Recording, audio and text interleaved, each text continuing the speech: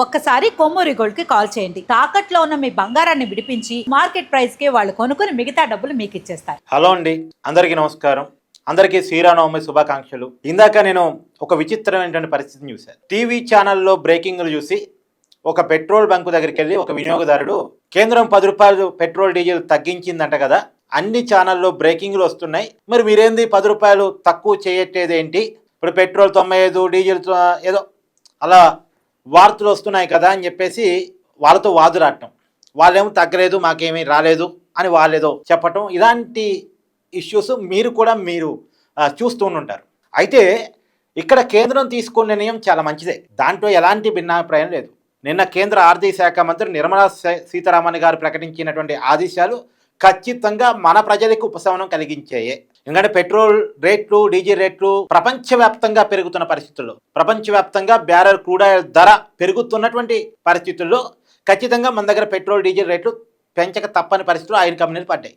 మొన్నటి వరకు కేంద్రం పెంచొద్దు అని అంటే వాళ్ళు పెంచలేదు, కానీ ఇక పెంచడం స్టార్ట్ చేశారు. నిన్న నయారా ఆయిల్ కంపెనీ వాళ్ళు ఆల్రెడీ ఒక 3 రూపాయలు పెట్రోల్ డీజిల్ పెంచేశారు. కారణం ఏంటంటే వాళ్ళు బయట దేశాల నుంచి ఏదైతే ఆయిల్ కొంటున్నారో దాన్ని ఖచ్చితంగా పెరిగింది కాబట్టి వాళ్ళు కూడా పెంచేశారు. ప్రపంచవ్యాప్తంగా ఉన్న పరిస్థితుల్లో నుంచి ఇరాన్ వర్సెస్ ఇజ్రాయిల్ అమెరికా యుద్ధం ఫలితంగా, హార్మోజ్ జలసంధి క్లోజ్ కావటం ఫలితంగా, ప్రపంచానికి సప్లై తగ్గటం ఫలితంగా, చమురు ఉత్పత్తిలో సప్లైలో తేడా రావటం ఫలితంగా ఎలాగైతే ప్రపంచవ్యాప్తంగా ధరలు పెరిగాయి, ఆ ధరల ప్రభావం వల్ల మన కాడ కూడా ఆయిల్ కంపెనీలు పెంచుతున్నాయి. అయితే పెంచుతున్న సమయంలో సామాన్యుడు సఫర్ అవుతాడు. ఒకటి, సామాన్యుడు సఫర్ ఎలా అవుతాడు? కేవలం పెట్రోల్ డీజిల్ రేట్ పెరగడం వల్ల కాదు. పెట్రోల్ డీజిల్ పెరిగింది అంటే ట్రాన్స్పోర్టేషన్ కాస్ట్ పెరిగింది. ట్రాన్స్పోర్టేషన్ కాస్ట్ పెరిగిందంటే ఉప్పు పప్పు నుంచి మొదలుపెట్టి ప్రతి వస్తువు రేటు పెరిగింది. చిన్న వస్తువు నుంచి పెద్ద వస్తువు వరకు అన్ని రేట్లు పెరుగుతుంది. సో మొత్తం ద్రవ్యోల్బణం ఒక పతాక స్థాయికి చేరింది. సామాన్యుడి సాధారణ జీవితం ప్రభావితం అయిపోయింది.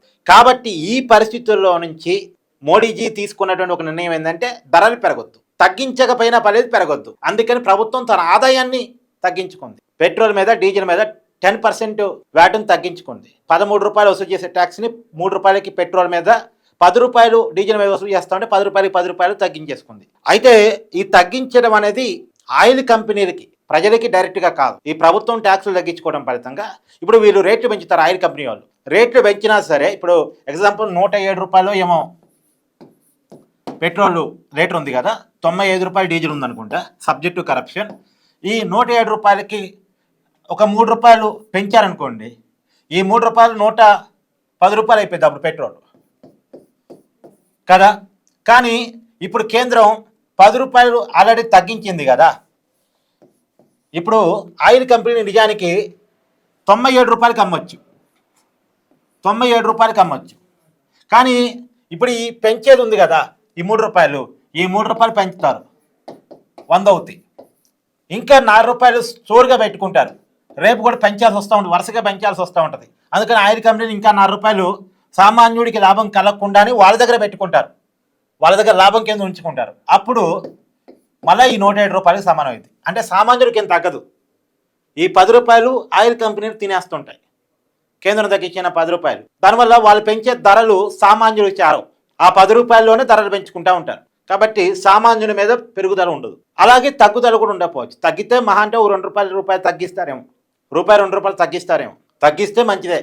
మరి తగ్గిస్తున్నారా లేదా మీరు మీ అభిప్రాయాన్ని కామెంట్ రూపంలో తెలియజేయండి. మీకు ఎందుకంటే మీకు చూస్తూ ఉంటారుగా, డైరెక్ట్గా మీరు కామెంట్ చేసే ప్రయత్నం చేయండి. కానీ ఇప్పుడైతే నేను విన్నది ఇంకా పెట్రోల్ రేట్లు డీజిల్ రేటు ఏం తగ్గలేదని విన్నాను, స్టేబుల్గా ఉన్నాయని విన్నాను. స్టేబుల్గా అయితే ఉంటే పక్క, తగ్గితే ₹1 తగ్గాలి, అంతేగాని పెరగవు. అందులో 5 రాష్ట్రాల ఎన్నికలు కూడా ఉన్నాయి కదండి, బెంగాలు, తమిళనాడు, కేరళ, అస్సాము, పుదుచ్చేరి, ఈ 5 రాష్ట్రాల ఎన్నికలు కూడా ఉన్నాయి. కాబట్టి ఇప్పుడు రేట్లు పెంచితే అది సామాన్యుల్లో వ్యతిరేకత కారణం అయింది, కేంద్రం మీద వ్యతిరేకత వస్తుంది. అందులో 5 రాష్ట్రాల్లో బెంగాల్ బీజేపీ చాలా తీవ్రంగా ప్రయత్నం చేస్తుంది, అస్సాం తిరిగి అధికారంలోకి వచ్చే అవకాశం ఉంది, కేరళలో పెరగాలని ప్రయత్నం చేస్తుంది. ఈ టైంలో రేట్లు పెంచితే ప్రభుత్వానికి ఇబ్బంది కాబట్టి ఈ పని చేశారు.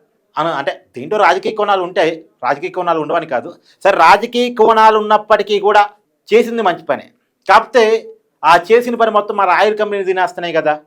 ఇప్పుడు నిజానికి 10 రూపాయలు పెంచే పరిస్థితి ఏమీ లేదు. వాళ్ళు ఒక 3 రూపాయలు 4 రూపాయలు పెంచుతారు, బ్యారెల్ క్రూడ్ ఆయిల్ ధర పెరిగింది కాబట్టి. కానీ ఏకంగా 10 రూపాయల మినహాయింపు ప్రభుత్వం ఇచ్చింది కదా, ఆయిల్ కంపెనీకి భారీ లాభం కదా. ఆ లాభాన్ని కొద్ది సామాన్యుడు పంచితే సామాన్యుడు కూడా కొద్ది రేటు తగ్గింది కదా అనేటువంటి ఆలోచన మాత్రం అందరిలో ఉంది. సరే, ఏదేమైనా 10 రూపాయలు తగ్గాయని బ్రేకింగ్లు చూసుకొని పోయి బయట 10 రూపాయలు తగ్గాయని అనుకోకండి. బయట 10 రూపాయలు ఏం తగ్గలేదు. కానీ ఎంతో కొంత ఉపశమనం అయితే వస్తేమని నేను ఆలోచిస్తున్నాను. Thank you.